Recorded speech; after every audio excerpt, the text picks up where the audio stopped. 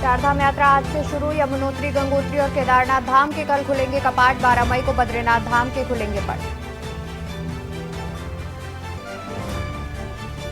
चारधाम यात्रा के लिए 22 लाख से अधिक रजिस्ट्रेशन। समिति ने यात्रा के दौरान रील न बनाने की अपील की। 25 मई तक वीवीआईपी से भी नहीं आने की अपील। बद्रीनाथ धाम में श्रद्धालुओं को लाइन में लगने की टेंशन खत्म। दर्शन के लिए मिलेगा टोकन। प्रशासन ने समुचित व्यवस्था बनाने के दिए निर्देश। उत्तराखंड में 24 घंटे में 40 जगह धक्के जंगल। अब तक 1385 हेक्टेयर जंगल हुए राख। अब तक प्रदेश में वनाग्नि की 1038 घटनाएं। उत्तराखंड में सुखबुगाहट तेज। भाजपा और कांग्रेस के नेताओं ने कसी कमर। बेरोजगारी और प्रमोशन का मुद्दा गर्म करने की आहट। उत्तराखंड के कई जिलों में 2 दिन बारिश के आसार। मौसम विभाग ने जारी किया अलर्ट। श्रद्धालुओं को सतर्क रहने की चेतावनी। आप देख रहे हैं खबरों का सारथी। नमस्कार, मैं हूं आपके साथ अवंतिका अवस्थी और आप देख रहे हैं की न्यूज इंडिया। हम बात करेंगे उत्तराखंड खबरों पर। शुरुआत करते हैं उत्तरकाशी की खबर से, जहां पर चारधाम यात्रा आज से होगी शुरू। आपको बता दें कि चारधाम यात्रा की आज से शुरुआत हो जाएगी। कल खुलेंगे केदारनाथ, यमुनोत्री और गंगोत्री के कपाट। 12 मई को बद्रीनाथ धाम के खुलेंगे पट। चारधाम यात्रा की सभी तैयारियां की गई पूरी। खबर उत्तरकाशी से, जहां पर चारधाम यात्रा आज से होगी शुरू। कल खुलेंगे केदारनाथ, यमुनोत्री और गंगोत्री के कपाट। 12 मई को बद्रीनाथ धाम के खुलेंगे पट। चारधाम यात्रा की सभी तैयारियां की गई पूरी। खबर उत्तरकाशी से, जहां पर चारधाम यात्रा की आज से होगी शुरुआत। कल से खुलेंगे केदारनाथ, यमुनोत्री और गंगोत्री के कपाट। 12 मई को बद्रीनाथ धाम के खुलेंगे पट। चारधाम यात्रा की सभी तैयारियां की गई पूरी। खबर उत्तरकाशी से आपको बता रहे हैं, जहां पर चारधाम यात्रा की शुरुआत आज से कर ली जाएगी। कल से केदारनाथ, यमुनोत्री और गंगोत्री के कपाट खोल दिए जाएंगे, तो वहीं 12 मई से बद्रीनाथ धाम के पट खोले जाएंगे। आपको बता दें कि चारधाम यात्रा को लेकर के प्रशासन की ओर से सभी तैयारियां पूरी कर ली गई हैं। कई तरह की एडवाइजरीज भी श्रद्धालुओं के लिए जारी की गई हैं, जिनको पालन करना सुनिश्चित किया गया है। और इसके अलावा देखा जाए तो कई दरों में बढ़ोतरी की गई है। चारधाम यात्रा को लेकर के प्रशासन पूरी तरह से अलर्ट भी नजर आ रहा है और यात्रा को लेकर के कई जगहों पर तैयारियां की गई हैं। कई जगहों पर विशेष इंतजाम किए गए हैं, जिससे आने वाले श्रद्धालुओं को किसी प्रकार की कोई परेशानी ना हो, वो आराम से आकर के अपना दर्शन पूजन कर सके। तो वहीं यात्रा को लेकर के रिकॉर्ड संख्या में रजिस्ट्रेशन भी किया गया है। ऑफलाइन रजिस्ट्रेशन की भी शुरुआत हो गई है, जो कि ऋषिकेश और देहरादून में किए जा सकेंगे। और ऑनलाइन रजिस्ट्रेशन भी रिकॉर्ड संख्या में रोज किए जा रहे हैं। एक नया रिकॉर्ड रोज कायम हो रहा है ऑनलाइन रजिस्ट्रेशन का। तो वहीं कल से जब कपाट खुल जाएंगे तो दर्शनार्थियों की भी एक लंबी भीड़ देखने को मिलेगी। काफी ज्यादा संख्या में दर्शनार्थी दर्शन करने चारधाम पहुंचेंगे।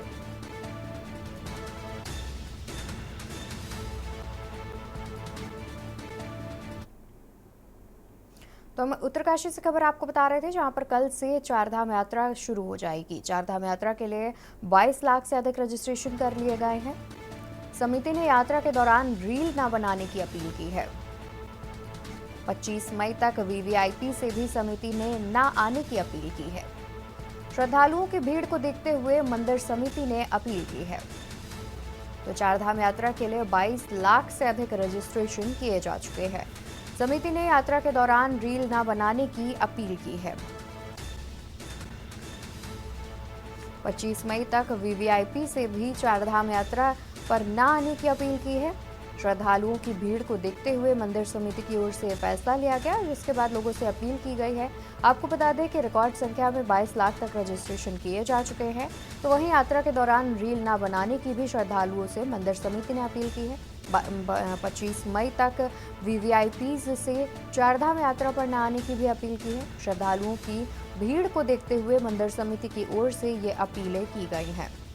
बता दें कि कल से चारधाम यात्रा की शुरुआत हो रही है, जिसको लेकर के मंदिर समिति भी विशेष रूप से तैयारियां करता हुआ दिख रहा है, जिसको लेकर के मंदिर समिति की ओर से 25 मई तक वीवीआईपी से दर्शन करने के लिए ना आने की अपील की गई है। तो वहीं श्रद्धालुओं से, यात्रियों से मंदिर पहुंचकर रील ना बनाने की भी अपील की है।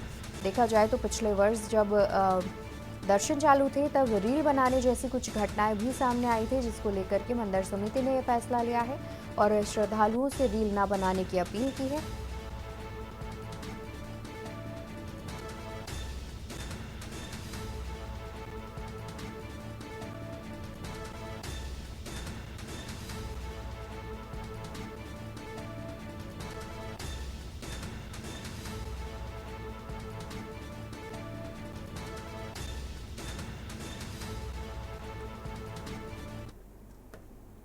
बद्रीनाथ धाम में श्रद्धालुओं को होंगे सुगम दर्शन। तो खबर आपको बता रहे हैं, जहां पर बद्रीनाथ धाम में श्रद्धालुओं को सुगम दर्शन होंगे।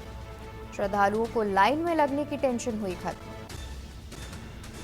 श्रद्धालुओं को दर्शन के लिए मिलेगा टोकन। प्रशासन ने समुचित व्यवस्था बनाने के दिए निर्देश। बद्रीनाथ धाम में श्रद्धालुओं को होंगे सुगम दर्शन। श्रद्धालुओं को लाइन में लगने की टेंशन हुई खत्म। श्रद्धालुओं को दर्शन के लिए मिलेगा टोकन। तो वहीं प्रशासन ने समुचित व्यवस्था बनाने के दिए निर्देश। बद्रीनाथ धाम में श्रद्धालुओं को होंगे सुगम दर्शन। श्रद्धालुओं को लाइन में लगने की टेंशन हुई खत्म। दर्शन के लिए भी श्रद्धालुओं को टोकन दिया जाएगा। प्रशासन ने समुचित व्यवस्था बनाने के दिए हैं निर्देश। तो बद्रीनाथ धाम में श्रद्धालुओं को सुगम दर्शन होंगे। बता दें कि बद्रीनाथ धाम के कपाट 12 मई से खोले जाएंगे और इस दौरान लाइन में लगने की टेंशन श्रद्धालुओं की खत्म हो गई है। दर्शन के लिए अब बद्रीनाथ में आपको एक टोकन दिया जाएगा। मंदिर प्रशासन की ओर से समुचित व्यवस्था बनाने के निर्देश दिए गए हैं। प्रशासन ने समुचित व्यवस्था करने के निर्देश दिए हैं। तो चारधाम यात्रा की शुरुआत को लेकर के मंदिर समिति और प्रशासन काफी सजग नजर आ रहे हैं, जिसको लेकर के पहले से ही विशेष रूप से कई तैयारियां की जा रही हैं, जिससे आने वाले श्रद्धालुओं को परेशानी का सामना न करना पड़े और वो आराम से दर्शन पूजन करके लौट सके।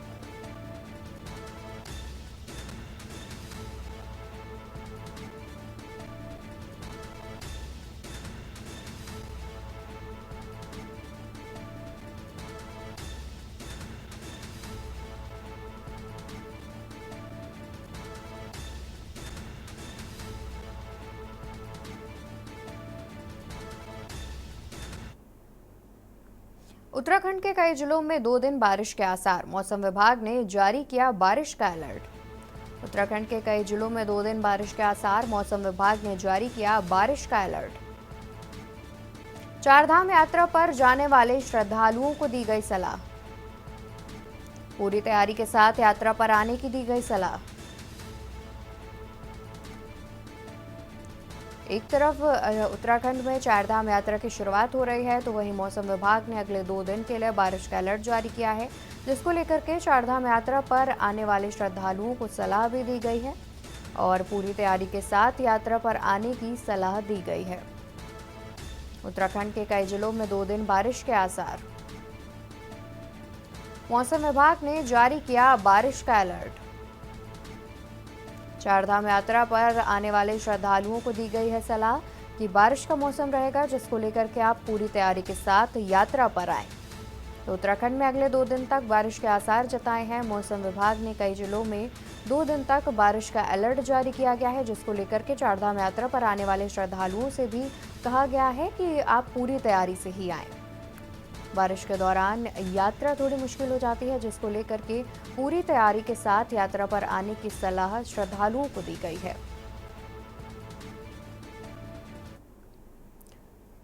तो वहीं उत्तराखंड में 24 घंटे में 40 जगह धधके जंगल। अब तक 1385 हेक्टेयर जंगल जलकर हुए राख। अब तक 1385 हेक्टेयर जंगल जलकर हुए राख। अब तक प्रदेश में वनाग्नि की 1038 घटनाएं हुई। लापरवाह अफसरों पर सरकार की गिरी गाज। उत्तराखंड में 24 घंटे में 40 जगह धधके जंगल। अब तक 1385 हेक्टेयर जंगल जलकर हुए राख। प्रदेश में वनाग्नि की हुई 1038 घटनाएं। लापरवाह अफसरों पर सरकार की गिरी गाज। पिछले 24 घंटों में उत्तराखंड में 40 जगह जंगलों में आग लगने की घटनाएं सामने आई हैं, जिसमें 1385 हेक्टेयर जंगल अब तक जलकर राख हो चुका है। तो वहीं प्रदेश में वनाग्नि की 1038 घटनाएं सामने आ चुकी हैं। लापरवाह अफसर पर सरकार भी सख्त नजर आ रही है। लगातार उत्तराखंड में वनाग्नि की घटनाएं सामने आ रही हैं। पिछले 24 घंटे की बात की जाए तो 24 घंटे में 40 जगह जंगल धधके हैं। इसमें 1385 हेक्टेयर जलकर राख हो चुके हैं। तो वहीं अभी तक वनाग्नि की प्रदेश में 1038 घटनाएं सामने आ चुकी हैं, जिसको लेकर के प्रशासन की ओर से लगातार दिशा निर्देश जारी किए जा रहे हैं। उन निर्देशों का पालन न करने वाले अफसरों पर सरकार सख्त नजर आ रही है। लगातार उत्तराखंड से वनाग्नि की घटनाएं सामने आ रही हैं और जंगलों की लगी आग रिहायशी इलाकों तक भी पहुंच रही है। तो वहीं जंगलों में आग लगने के कारण जंगली जानवर भी रिहायशी इलाकों का रुख करते हुए नजर आ रहे हैं। आग से अपना बचाव करने के लिए वो भी रिहायशी इलाकों में घुस रहे हैं, जिससे कहीं ना कहीं लोगों को भी खासा परेशानियों का सामना करना पड़ रहा है। जंगल से सटे जो कुछ गांव हैं और जो घर हैं, वहां पर काफ़ी ज़्यादा परेशानी हो रही है। लगातार जंगलों में बढ़ती आग कहीं ना कहीं रिहायशी इलाकों में रह रहे लोगों के लिए भी परेशानी का सबब बनती जा रही है और इसके अलावा आग से उठने वाला धुआं वातावरण में भी काफ़ी नुकसान पैदा कर रहा है। और देखा जाए तो जिस तरीके से लगातार वनाग्नि की घटनाएं बढ़ती जा रही हैं, सरकार के सख्त निर्देशों का पालन करने के बावजूद इन पर कोई भी काबू नहीं पाया जा रहा है।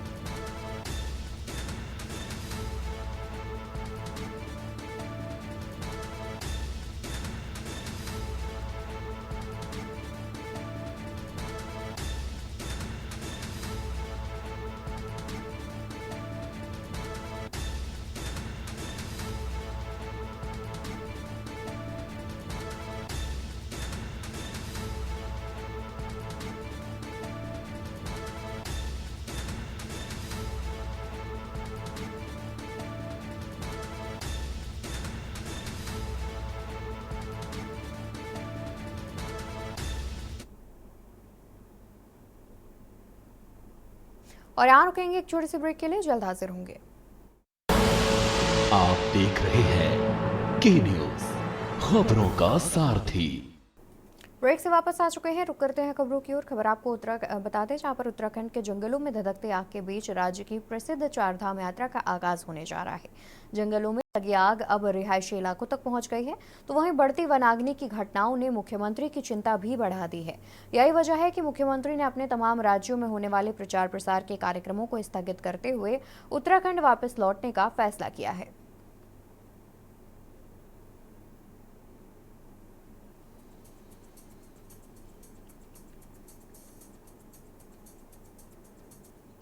जंगलों की आग थमने का नाम नहीं ले रही है। आलम यह है कि अब तक 1316 हेक्टेयर से ज्यादा जंगल जलकर राख हो गए। वनाग्नि की बढ़ती घटनाओं ने सरकार की टेंशन बढ़ा दी है। यही वजह है कि मुख्यमंत्री ने आनन फानन में अपने तमाम कार्यक्रमों को स्थगित करते हुए ताबड़तोड़ एक्शन शुरू कर दिए हैं। सीएम धामी ने शासन के उच्चाधिकारियों के साथ बैठक ली, जिसमें मॉनसून, चारधाम यात्रा और वनाग्नि के मुद्दे पर चर्चा की। इस दौरान सीएम धामी ने वनाग्नि की घटना में लापरवाही बरतने वाले 17 अधिकारियों और कर्मचारियों के सस्पेंशन के भी आदेश दिए। वहीं कांग्रेस का कहना है कि विपक्ष के दबाव से मुख्यमंत्री को वापस उत्तराखंड आना पड़ा और फील्ड में उतरना पड़ा। हर साल बड़ी यात्रा, चारधाम यात्रा, जिसकी पूरे देशवासियों को, सबको प्रतीक्षा होती है, उत्तराखंड वासियों को विशेष रूप से, वो चारधाम यात्रा की आज समीक्षा की है, उसकी तैयारियों के बारे में कि सभी कोई तैयारी छूटे ना और सब ठीक प्रकार से हो, यात्रियों को परेशानी न हो। इसके साथ साथ वनाग्नि जो हमारे लिए एक बड़ी समस्या, चुनौती दोनों बनी हुई है, वो उस पर भी आज समीक्षा की है। जिम्मेदार जो अधिकारी हैं उनको फील्ड में जाने के लिए कहा था, फील्ड पर जा रहे हैं, वहाँ से काम कर रहे हैं। और जो अभी तक हमारे सामने जो रिपोर्ट आई है, उस रिपोर्ट में वनाग्नि काफ़ी कम हो गई है, अब आधी से कम हो गई है। और हमारा प्रयास है कि जल्दी से जल्दी उस पर पूरी तरह से जो है कंट्रोल कर लिया जाए, नियंत्रण में लिया जाए। उसके लिए अभी भी डीएम को और यहाँ के जो हमारे शासन के सभी बड़े अधिकारी हैं, उन सभी को कहा है कि सब मॉनिटरिंग करें और जो लोग इसमें कहीं ना कहीं इस प्रकार की घटनाओं को कर रहे हैं, उनके खिलाफ सख्त कार्रवाई भी हो। स्वागत है। ये मीडिया की ताकत है कि आप लोगों ने हमारे बयानों को दिखाया जिसके दबाव में मुख्यमंत्री आए। लेकिन मुख्यमंत्री जी तो आए, लेकिन उनके वो मंत्री कहाँ हैं जो पिछली बार भी गायब थे, इस बार भी गायब हैं। फॉरेस्ट में आग लग रही, 1900 घटनाएं घट गई, एक आदमी जल के मर गया और 2-3 लोग घायल हैं, और इनके विभाग का मंत्री कहता है कि कोई भी पेड़ नहीं जला।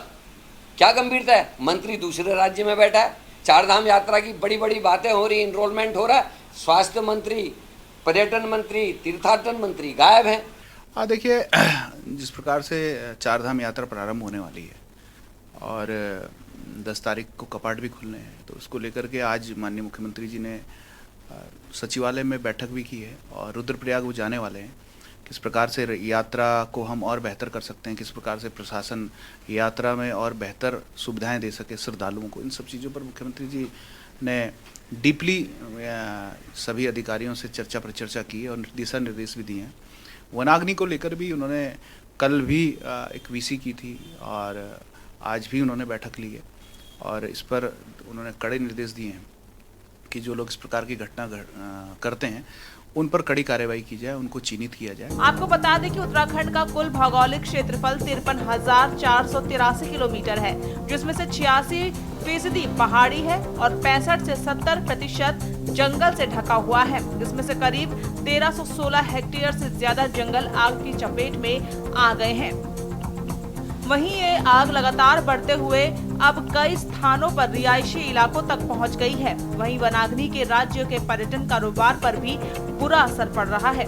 इस बीच चारधाम यात्रा शुरू होने जा रही है। यात्रा का सकुशल संचालन सरकार के लिए बड़ी चुनौती है। इसको देखते हुए मुख्यमंत्री खुद रुद्रप्रयाग पहुंचे, जहां उन्होंने चारधाम यात्रा की तैयारियों का जायजा लिया। साथ ही वनाग्नि से प्रभावित क्षेत्रों का भी मुख्यमंत्री ने हवाई सर्वेक्षण किया है।